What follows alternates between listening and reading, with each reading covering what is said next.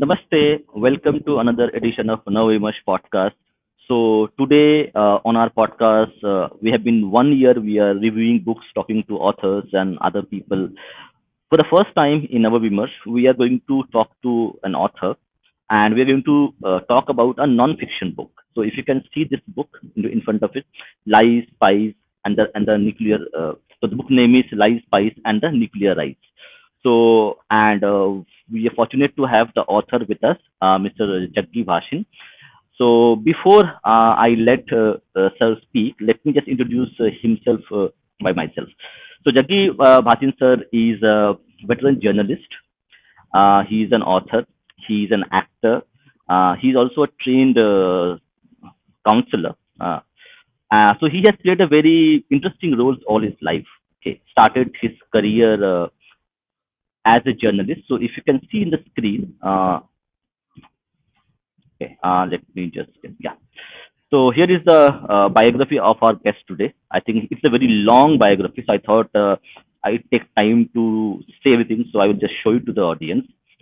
So he started career as a journalist, and one of the most interesting facts that I did not know, but now I know, is that he is the one of the I think few journalists who has actually gone to North Korea, okay, and interviewed Supreme Leader Kim Kim Sum in Pyongyang in 1992.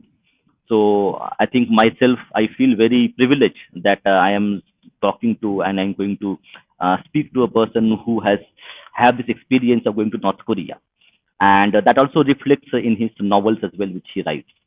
So from being a journalist to author, he's also a podcaster. He runs his own podcast called CAA, which we'll talk about it a bit later in our podcast, and also his literary work. So he has written about six novels till now. I think this is your sixth novel, sir. This is the seventh. This is the seventh. Seventh novel. So these are his previous novels. The Terrorist, written in 2012. We also have Fear is the Key, written in 2018, and you can see that it has been published by well-meaning publications, and also it has a good rating as well. Okay, all the novels that he has written. So he also wrote a novel as a kind of a series novel in Times of India itself, and that became a novel. So he's been like a great career in terms of his journalism, authorship, doing political analysis, doing podcasts, and so this is a very, and it's also his podcast. His podcast name is the CA Show, Conversation and Analysis, where he discusses global geopolitics, tensions, India's role. So as you can see from his very long CV, that we have a guest in our with us who is a really talented person who has worn so many hats all his life. So namaste, Jaggi sir. Thank you so much, Bhupender, for inviting me to your show, and a warm welcome to all your viewers. Thank you so much. Sir, so I have gone through the book. थोड़ा सा बाकी है. So first, I would not to reveal the book itself, okay, because it's a spy thriller. So I would request audience to actually go and buy the book. All the links, global links, regional links, are there in the description of the podcast, including in various countries. So India, Australia, outside, every link is there in the description of the podcast. The people who want to really read this book, please go ahead. You can buy wherever you are in the world. So, sir, first question to you. I named the podcast as Juggi Bhasin Spy Universe. When I named this podcast like this, I did not know that you had written six novels prior to this.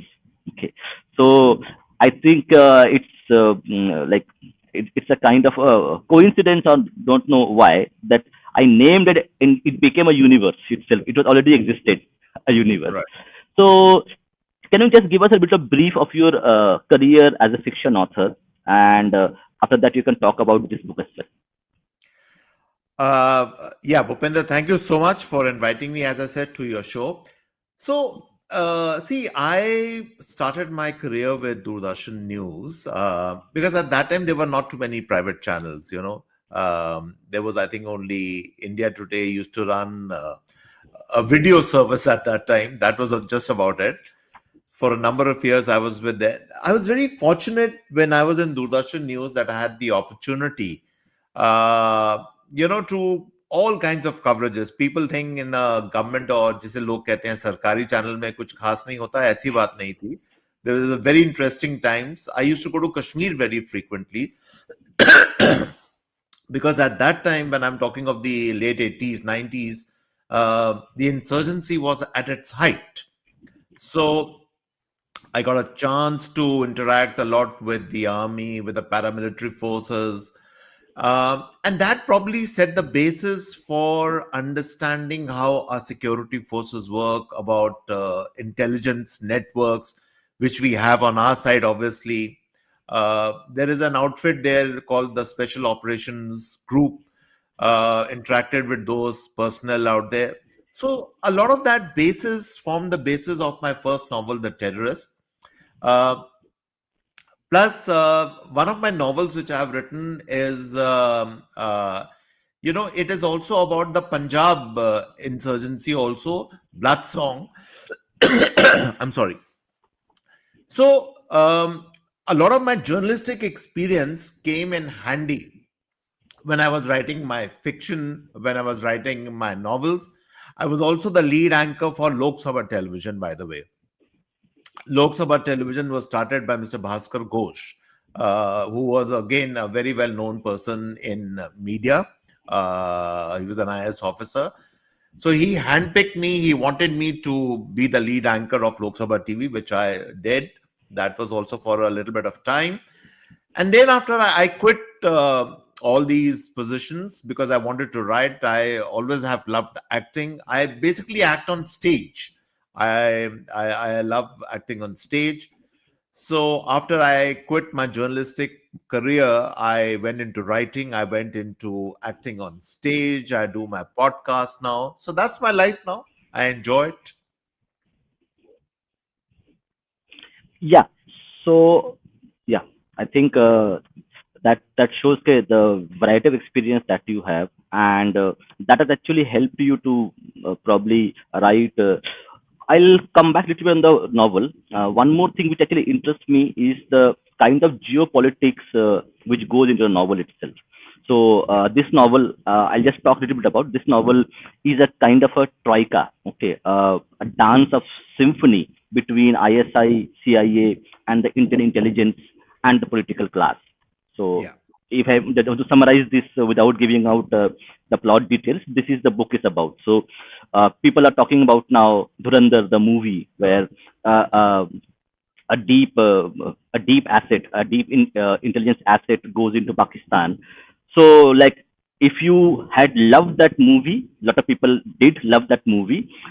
I would suggest pick up this book, and you will find a lot of things which were not discussed in the book, in the movie itself. You'll find it in this book itself.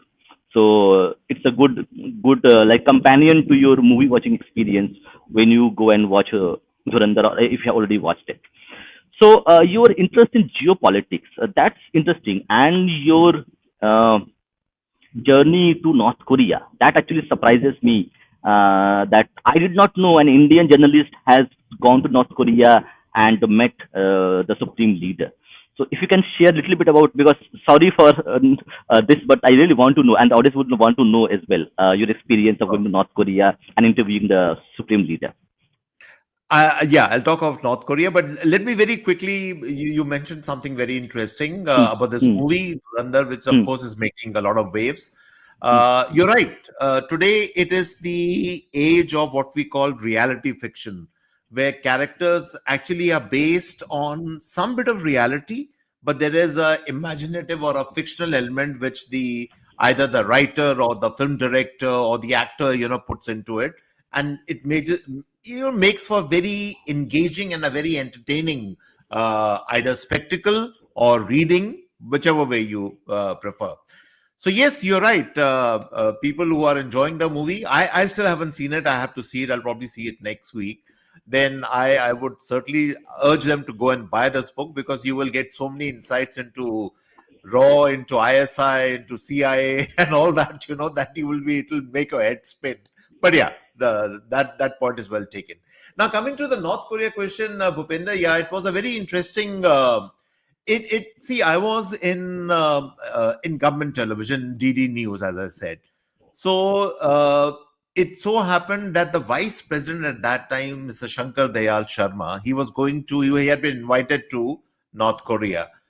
And for the first time, a team was going from here where they decided that a media party should go along with the vice president. And for the first time, a television team, which was led by me, my camera team was there, and they said, my full name is Jagmohan, by the way. Everybody calls me Juggi, is a different matter.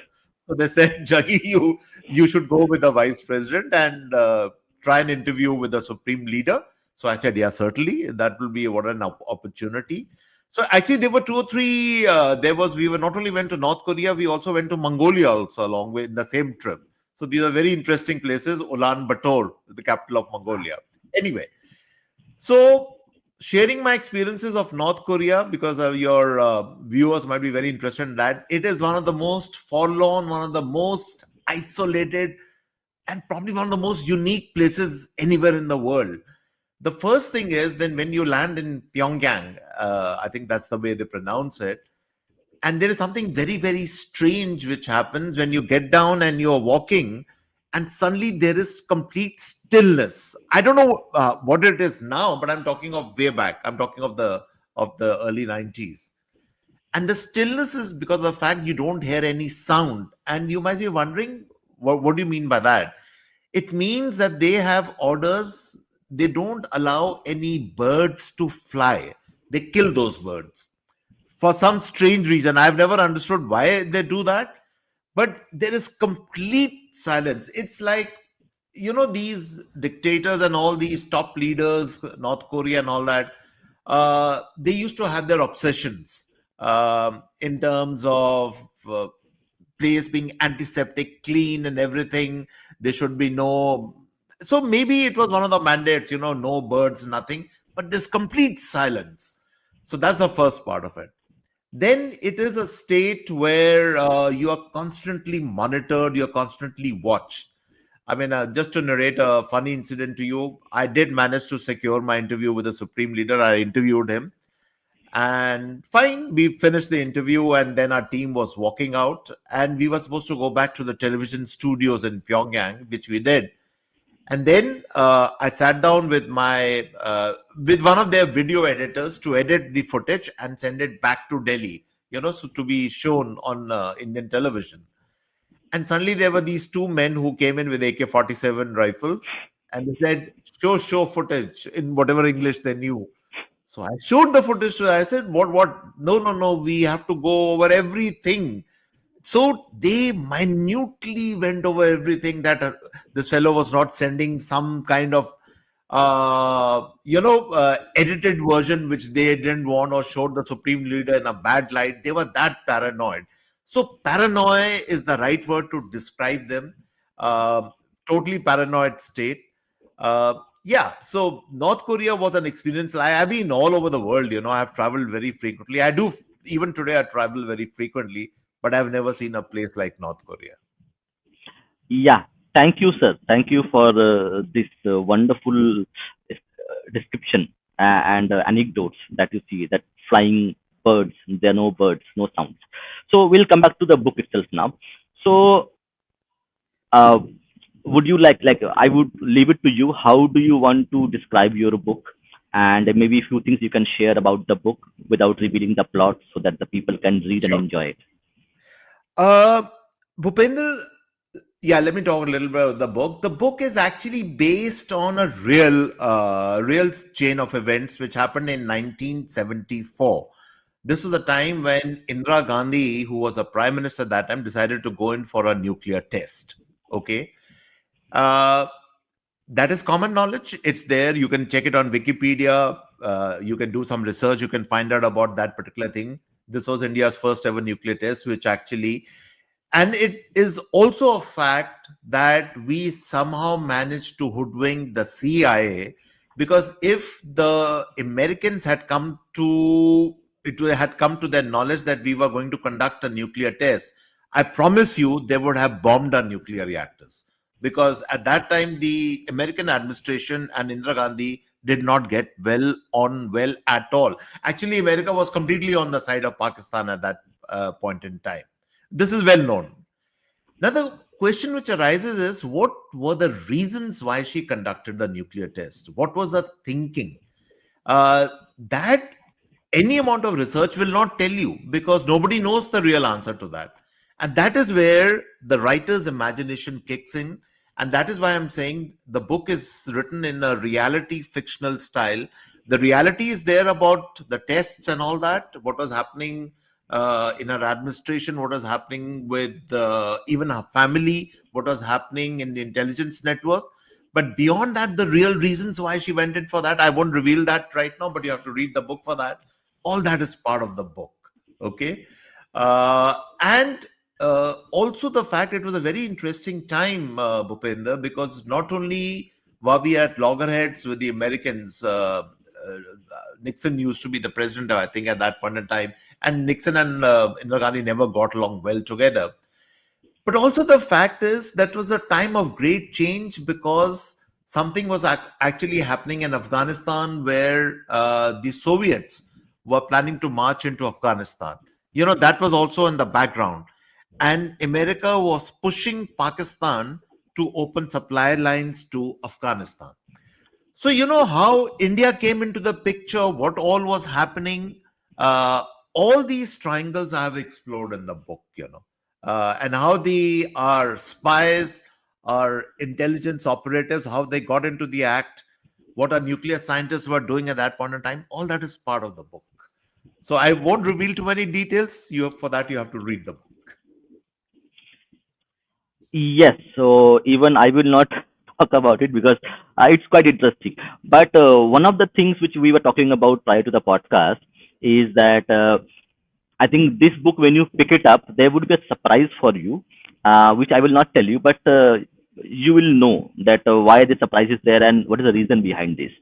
So, apart from this very intriguing, very tightly knit story, a lot of political twists and turns, how the intelligence agencies function, how the operative function, how the departments function, specifically the political people, how they behave. So, sir is also he's also knows about human psychology and human behavior. So, if you could tell me a bit more about what is the role which psychology and human behavior plays while writing a fiction, specifically maybe a thriller which requires a lot of psychology as well when writing it. So, if you can just help on that, Yeah. Yeah, that Bhupendra, I importance think of psychology. that's an excellent question. So I'll tell you a little bit about that background also, which I haven't talked about. See, I would say I was really inspired to start writing because of a very interesting experience which I have had. Um, I In Delhi there is this place called Sanjeevani, which is a mental health organization. So I, not as a full time person, but as part time, I became what is called a mental health counselor. They put you through a training, then they train you, and then you start interacting with people. What does this organization do? It deals with people, who are suffering from depression, or who are going through marital problems, or who have all kinds of mental health issues. They train you on that. Now, in the course of that, I interacted with hundreds of people, actually, I would say. And that actually gave me, I'm certainly not going to call myself a therapist, because a therapist is a technical person, a psychologist or a psychiatrist. I'm not that. But as a counselor, also, you gain this invaluable experience, I say, about human psychology. And at the end of the day, a lot of people need to understand that the intelligence game or the spy networks, it's not so much about actions and gun blazing and bombs and all that, which you can see in movies like Durandar and all that. That's all fine. It is really about using the mind and psychology as to understand people, their behavior, how they react to situations. So, in that sense, my training and my background as a mental health counselor was terrific. It gave me that basis to understand people and characters. And that is why when people who read my books, they always find most of my characters are characters who are walking the edge. They are not normal people. They live in the gray zone, as I would say. So yeah. So that really was very valuable. Thank you, sir. One more thing on the book itself. So, correct use the book actually shows the tapestry or discovers, observes the tapestry of how intelligence agencies actually work, how the operatives work, and you also and in there you have a characters from CIA and ISI who are actually trying to hoodwink each other. So, from your experience, whatever we see in James Bond movies or spy thrillers like Born Identity, Tom Cruise movies, and others, in your opinion, would we say that okay, if we have a real spy in front of me, will I Yeah. be able to actually like see him as a spy, or he will blend in automatically? I will never know. Like if I meet a spy or a espionage person, I will never be knowing that he was a spy. What do you Yeah. think? What really happens? If you can give us a little bit of understanding how actually intelligence works on ground. Yeah. Yeah. So excellent question again, and I'll give you whatever I know. I not that I have worked in any intelligence agency, but from my experience, from my interactions, as I said, with security forces, and from my research and everything, I'll tell you exactly there are two kinds of operatives which work. One are operatives. They might not be very senior in the rank, but they are very, very valuable assets. They are people probably at the bottom of the chain or the ladder. They could be maybe even a dhaba owner. They could be somebody, let's say, who's running a tempo service, maybe in the areas of, let's say, in Rajasthan, in the border areas, Gujarat. Intelligence agencies hire a lot of these people because the advantage is these people very easily can cross over to the border on the other side. If you want to, let's say, filtrate into some city and you want to get some intelligence from there. So that's one kind of a operative.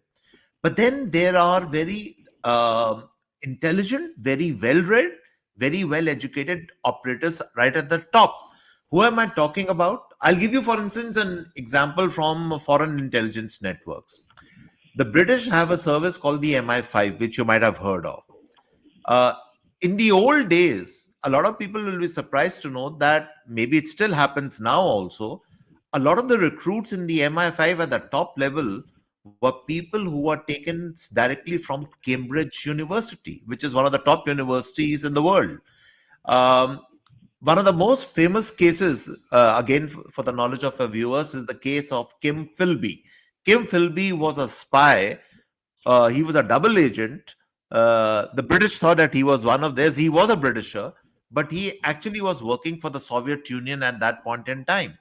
Now, these are highly articulate, well read, intelligent operatives. Similarly, in our case, also, a lot of our spies actually go from the Indian police service. A lot of people, I don't know if they know about this, but RAW actually takes in a lot of officers from the IPS. Okay. That's the first thing you need to know.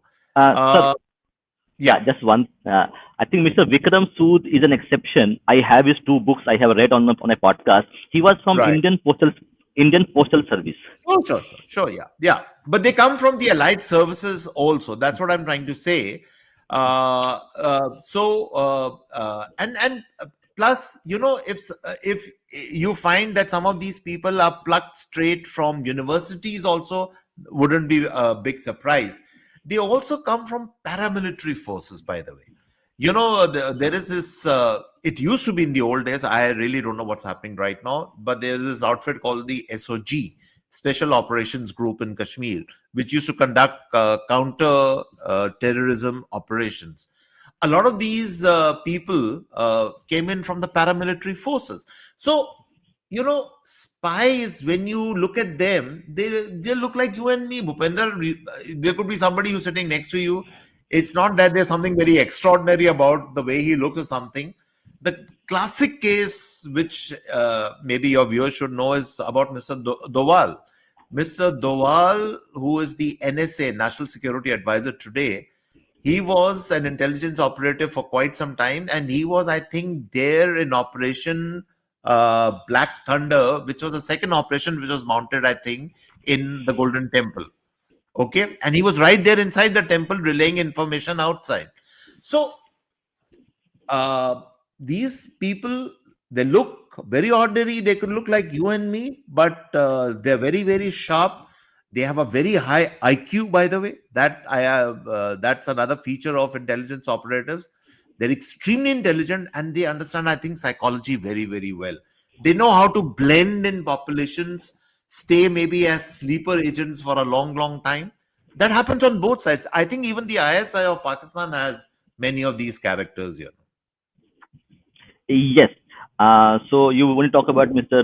Doval. Okay, I think he is the exception where, like, he has. We know a lot of about him, but most probably, like all the people who have done operations, we will never know about it. So 99% never comes out. Only 1% comes out in Yeah. general. Just Okay, one more so thing, if I can add, Bhupender, just one more please, please. quickly, one more thing. Most of these intelligence operative inhabit what I call the gray zone. The gray zone is they don't operate in black and white terms. They are operating in both in a moral sense, in an ethical sense, and in a practical sense, a gray zone. Which means that the end objective is to realize the mission objective, and for that, whatever you might have to do will be done. That's the point which I'm making. Yes, that's a very important point, and I think when you're going to read this book, and people who have already watched Dhurandhar movie itself, you will see correct people will be the protagonist who will be doing a lot of bad things, but end of the day, he has a goal to reach, and to do that, he is doing a lot of bad things. So, like, if you're going to watch the movie and read the novel, you will see a bit of a similarity, that how real a deep cover agent actually works, and the moral dilemma that they have to deal with every day. And so, sir, one more thing. So, in we have a lot of characters here in this book. So, which character do you think like is very interesting that people should be interested in that? If you can just give a bit of a brief about the characters are in the book. Uh, I will not talk of the main central character. The main Uh, central character has a code name called Sunflower. But I will not reveal too much about it because it's one of the most interesting characters, I promise you, in Indian fiction, actually. But yeah, I'll talk a little bit about the Indian spy master Rhino. His full name is Sudhir Raina. He's called Rhino. He's old, but I describe him as a person who actually, his passion in life, he's a bachelor. He's a chain smoker. He loves taking these Cessna joyrides. He goes on a plane and he goes on. This is his only passion in life. But he is a complete loyalist to the prime minister. He is a hardcore loyalist. He will go to any extent to protect and to do the duties which the prime minister has asked him to do. So he is again a character in fiction. And some of these spy masters, by the way, in real life also, they were extremely loyal to their benefactors or to the top person, the prime minister, whoever you want to call them. They would only answer to them. They did not answer to to maybe a secretary in the government or to some senior cabinet minister. They only directly, a lot of these people directly have access to the prime minister. That's the thing you need to understand about these people. So in that sense, they become very, very powerful people in their own way. Yeah, thank you. I think that's quite interesting. And when they about chain smokers, so people might take a hint of who the character is modeled on. Yeah. Yeah. So one more thing. When actually I was reading the book itself, and there's a lot of politics involved in this, specifically Indian politics. Okay. Yeah. So, and when we are like I observe politics, you have also been like working with bureaucrats, politicians, and other during your days as a journalist and also as an analyst. So when you talk about geopolitics, so if you, for the audience, if you can just decipher geopolitics, because we will have a lot of jargons about it, but if you can just, for a layman audience, to describe what is geopolitics and how geopolitics plays out in this book, if you can just give a brief.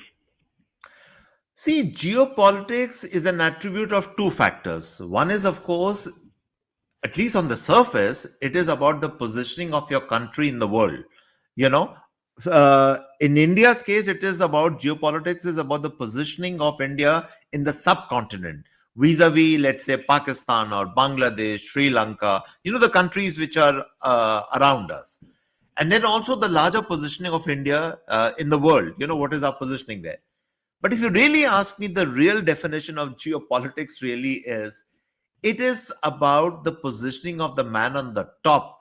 It is that I'm going to survive whichever way, because the person at the top, no person at the top, it might be anyone. I'm not referring to any one particular president or prime minister or whatever.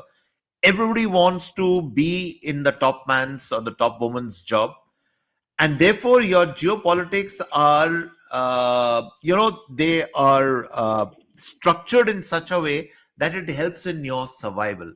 That is the true meaning of geopolitics in the world today. When people talk about, let's say, President Trump of the US, then it is a very personalized style of politics which President Trump has brought to the table. And that is also his geopolitics, that shapes his geopolitics.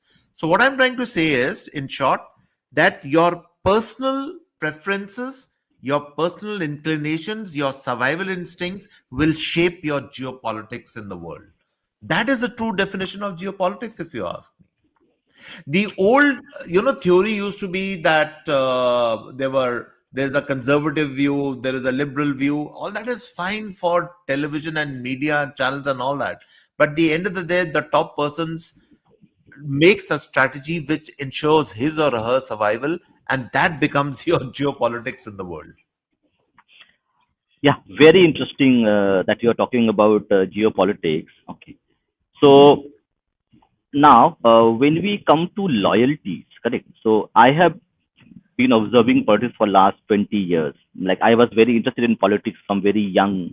I used to listen to Vajpayee's bhashan in Parliament. Okay. So I've been observing. So you mentioned loyalty. Loyalty is one of the most pillars of politics. So when we see, correct, Modi ji and Mr. Amit Shah, the you call Jodi. So they Yeah. have been together for a very very long time. Okay, and Modi ji trusts Amit Shah. So when Modi ji is outside India, practically Amit Shah runs the show, unofficially or maybe here, and he takes care of very important issues when Yeah. it comes to. So, and also human behavior, correct? So this loyalty, human behavior, and politics, how these three things, and also if you add betrayal, political betrayal or any other betrayal, how these four troikas, four pillars, okay, of politics, loyalty, betrayal, and a bit of other things as well, creates human behavior itself, or psychology, how Yeah. these things actually mix to actually help us to understand, or how it shapes your thought process to write these novels. Again, wonderful question. And let me expand on this question, what you have asked. To my mind, and you mentioned the word, and I'm going to, that's the key word, loyalty. Loyalty is the key in the politics of the top person or the person at the top. It doesn't matter whether it's a democracy, it doesn't matter whether it's a dictatorship, it doesn't matter whether it is a monarchy. Loyalty is the key for the top person. At the end of the day, the man at the top or the woman at the top, whether we like it or not, they will only trust a handful of people. Okay. They will not put their trust. Supposing you have a cabinet, let's say, of 40, 50 people. Are you trying to tell me that the person at the top trusts all those 40 people? Not at all. That person will only trust two or three people. And, that level of trust will never be there in the other people around you.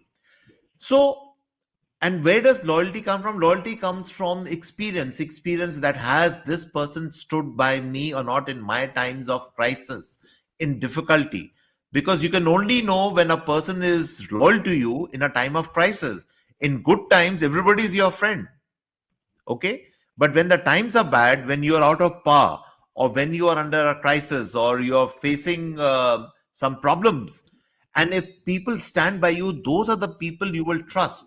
So trust and loyalty go hand in hand. And that was true of Indira Gandhi. That was true of all our prime ministers. That is true, I'm sure, of our present prime minister also. And the relationship, as you mentioned, between Mr. Modi and the home minister, uh, whether it is that of friends or whether it is that of a loyalist and the benefactor, we don't know, because these details might, many years later, somebody might do some research and might come out.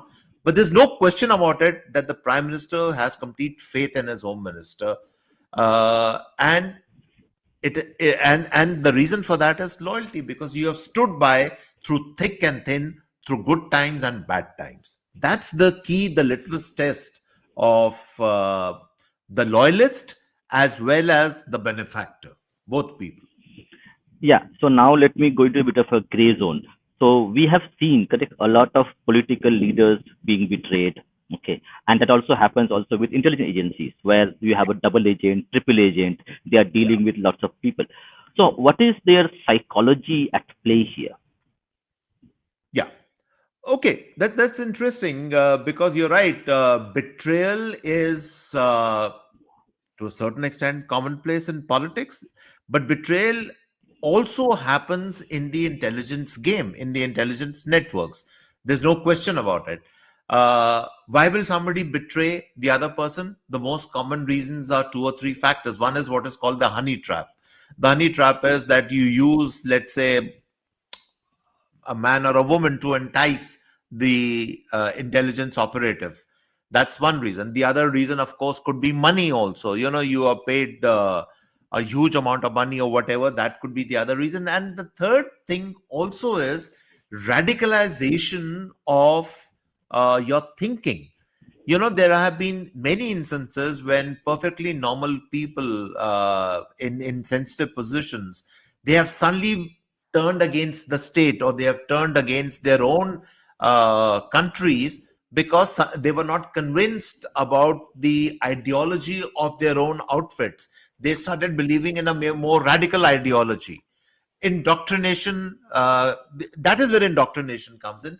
So yes, in that sense, in terms of shifting loyalties, as we call it, that is also very, very common. And that is why I'm saying, when you asked the earlier question, are these people, does loyalty matter in at the top level? Of course it matters, because the top people, they know about this problem, and that is why they only have two or three people they completely trust, because they know whatever might happen, these people will not crack under pressure. They will always be loyal to me. They will serve my purpose throughout. Yes. Okay. So that's interesting. So in this book itself, correct? So we see operatives from CIA, operatives from ISI, operatives from our RAW agencies. They are actually working. So just as a curiosity, do these people know each other? Like, okay, this guy may be working for other agency, and like, do they interact? Like, in your opinion, like what really happens between, like, if they know he's the guy working for that agency? Sometimes yes, because sometimes what happens is, in the intelligence game again, intelligence agents know about the reputation of the intelligence agent from the other side. They know about them. And usually, most of these intelligence agents have code names. You might not know by their real name, but you would probably know by their code name, that the code name, let's say, is active in this particular sector. Whether he's active in this sector. So ye uska karnama hai, ye uska handiwork hai. You will say, yeah, this could be probably with that fellow, because I'm aware of what his modus operandi is. So yes, they might be aware, and in that respect, by the way, of all the films which I have seen on these intelligence networks, forget Bond and all that. That is, of course, complete exaggeration. That kind of a thing never happens. But the one film series which I think probably got the closest to depicting some of this reality was the Bond spy series. That was, I think, pretty well made, and a lot of that was to some extent can happen, you know. So identities, code identities are definitely known to the operatives on both sides, you know, on this side and that side also. And you probably are aware. But uh, as I said, there is also a lot of deception in all these things, because this game is also played in terms of, there are two words which I'm using: deception and subterfuge. You know, your job is to mislead the other side all the time. That's the game. Because if you can't mislead, then you are a failure. That's why I'm saying all these operatives, they exist in the gray zone. You know, what they are thinking and what they are doing next is a complete mystery at times. One more question. Actually, I have read little bit about it, not a lot. But when we talk about deep cover agents, so like there is a book on China which I read, okay, and Chinese Ministry of Security, okay, MSS they are called. I think they are called MSS, Ministry of Security. So the Chinese MSS is like is very infamous for embedding deep cover agents who surface after 20, 30, 40 years. Like Correct. somebody marries if it's a woman or a man, so Yeah. they may be a deep cover asset for a Chinese. I'm taking it because I have read the book. I don't know about others. It would be happening, but in the book I read, so Yeah. these deep cover agents, what is their psychology? How I can't think of it somebody who is like marrying a person, having children, having a family, but that person has uh, affiliation to the other country, and they will do something which might harm their own families itself. How this human behavior, how this psychology works, and how they get trained, and like is your books also cover that as well in terms of Sure. this or other books? Yeah. No, no. The concept of sleeper agents, as we call Hmm, them, is hmm, absolutely real. It is not hmm, fictional, by the way.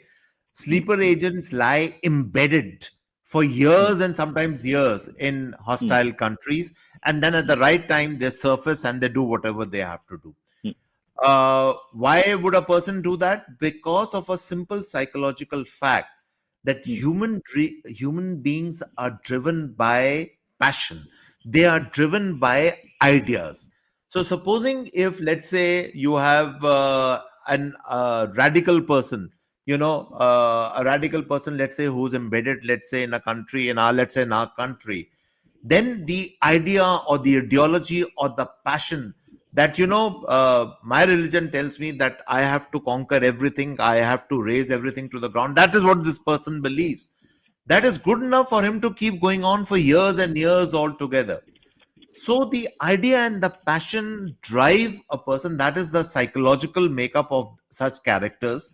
There was a very interesting American series, if some of the viewers can get to see it. It's called The Americans, where they actually profile the case of a husband and wife, both Soviet agents, who posed as Americans and settled in a city in America. And then they brought up a family, and the child grows up. And for years, and they keep on doing espionage work. They run a travel agency during the day, and night they are carrying on the espionage activities. So that's real. This is not something which is fictitious or which is imaginative. It happens all the time. And even as we speak, there could be hundreds of these sleeper agents or sleeper cells in our own country. The bomb blast in Delhi, for instance, was the handiwork of these sleeper agents only. Educated people who had been embedded, and they were lying in wait for the right time. Uh, yes. So because I also did not know about these things until I read that book on Chinese intelligence by also by an American Navy asset, Navy professional who was also in the FBI. But by So the I way, think Bhupinder, hmm, all hmm. intelligence agencies do that. It's not only the Chinese. Even we, I'm sure, even we are doing it. this is this is a standard operating procedure of all intelligence agencies. Yeah, actually, my final question too would be before we go for audience question. If audience has any questions, you can please go and ask questions. We will ask to reply to them. Uh, it's like for a normal person, two things I learned by reading a lot of things: purpose and passion. Okay. So passion can be developed later as well, because I did not do podcasting, correct? For last 1 year, I am doing podcasts. I was not that person, but I now found a new passion to do podcasts. So Correct. passion can be developed. Can we also give somebody a purpose as a training manual, or a training method to actually go and do this job? Sure. When passion turns into obsession, Hmm. that is where the changeover happens. Um, you could be obsessed with, let's say, national security. You could be obsessed with that I have to teach the enemy a lesson. You could be obsessed with the fact that the enemy has harmed my country and therefore I have to deliver justice. Uh, I'm saying that the mental makeup of these people is a little different from your and my mental makeup. Sure, as you said, you moved from IT into now podcasting. You want to try different things in life. I've also done different things in my life. I'm not going to say that these are obsessions or something. We are trying out different ventures in life, which is fine, which is okay. But the intelligence agent makeup might be a little different from ours. They, as I said, these are characters who are driven. That's the right word which I was looking for. They are driven. They're consumed by a feeling or by a thought process which is very different from yours and mine. And that is why these people, they form part of the intelligence community. Okay, this one question which has come, I ask you one more question, so we have few minutes left. So this is a question from HP Hindu Vichardhara. Right. Her question is, which book of Sir is based on Khalistani insurgency? This is called Blood Song. Blood Song. Okay, okay. I Blood have Song. the details. I will give it to her. Yeah, yeah.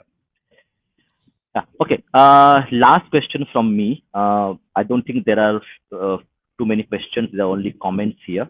But again, people can also ask the questions later in the comments itself. We'll try to answer them. So when you are talking about IQ, that they are high IQ people. Okay. So, and you mentioned correct that intelligence agencies recruit from various sources, like Mr. Vikram Sood was from Indian Postal Service, not even Correct. police service. Oh, Right. so correct, they are, so it is not that correct. We have a kind of a social conditioning that if you are good at maths, only then you are smart, or else you are not smart. Yeah. So say how, so when they recruit these agents or people to work for the intelligence bureau, right, Yeah. what they are looking for, in terms of like quick thinking, human behavior, mental strength, how they react, like what they can, like from your perspective, like because you have talked and worked with them Yeah. sometimes. All these factors, plus also please remember a lot of these sleeper agents, intelligence people are not only people who are on payrolls, they could actually be, let's say, from the creative community. They could be people in Bollywood also. I'm not joking about this. You'll find this funny what I'm telling you. But they could be some people. They could be among influencers. Now, recently, the case of this lady who was caught, the YouTube lady, who was going to Pakistan all the time. I mean, at the end of the day, she was an influencer.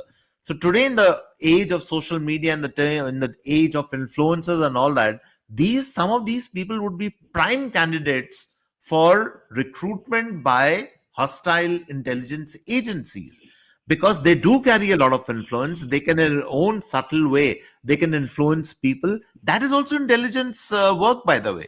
Intelligence work doesn't mean that you're planting bombs and shooting people all the time. That is only a last resort. The real intelligence work is undermining the hostile or the enemy state. And how do you undermine? You can actually be, let's say, you can be a model, you can be maybe a film star, you could be going to Dubai very frequently, you could be meeting all kinds of characters out there. Who knows? I mean, the sky is the limit for this kind of work. It is not only confined to, as I said, trained people. It is also, this work is also given to, as I said, people who are in different spheres of life. And you would be shocked and surprised कि मैं सोच भी नहीं सकता कि ये आदमी ऐसा कर सकता है, but there are people who do that. Absolutely. So thank you, sir. Thank you very much for your time. And I think I might reach out to you later as well to invite you to talk to on my podcast. Also, a little bit, let me actually, forgot about it. I need to share also sir's podcast as well. Just I have already opened the channel. Let me just share it. So this is sir's channel, Juggi Bhasin, the CA show. Let me also put the link itself in the chat. So you can subscribe to Sir's channel as well and learn about geopolitics from him, from a person who has really been doing a lot of varied work from journalism to author to geopolitical analysis to actor and now also writing books on geopolitics itself. So go ahead, subscribe to Sir's podcast as well and subscribe to our podcast as well if you haven't done this already. And thank you, sir, again Thank you so for much. coming. Yeah. And I will be probably reaching out to you for to invite you to talk about some political or geopolitical events happening in near Anytime, future. Bhupender. Thank you so much. It was a pleasure being on your show. And best of luck to your show. And obviously, thank you so much to your viewers for staying up a little late and watching this podcast. Thank you, sir. And again, to audience, the link to purchase the book is there in the description. So wherever you are, I have put the links for every region available online. So you, whether in Australia, England, Americas, wherever you are, you can buy the book. This is a very interesting book. I think you will find something uh, what I call would be fictionalized real life like real historical fiction with real characters in mind. It's So available thank you on very much, sir. Amazon Books. Amazon Books. Yeah, Amazon. Yeah, okay. Okay. Do you also have a ebook here? I'm not checked the I ebook think one. the Kindle version has also come out. Yeah, the Kindle version Okay. has also come out. Yeah, Yeah, yeah. I will do one thing. I will also add the Kindle. I have already put all the other links. I'll also put the Kindle version as well in the podcast that'll be description. great. So thank you, sir. Jai Shri Ram. Vande Mataram.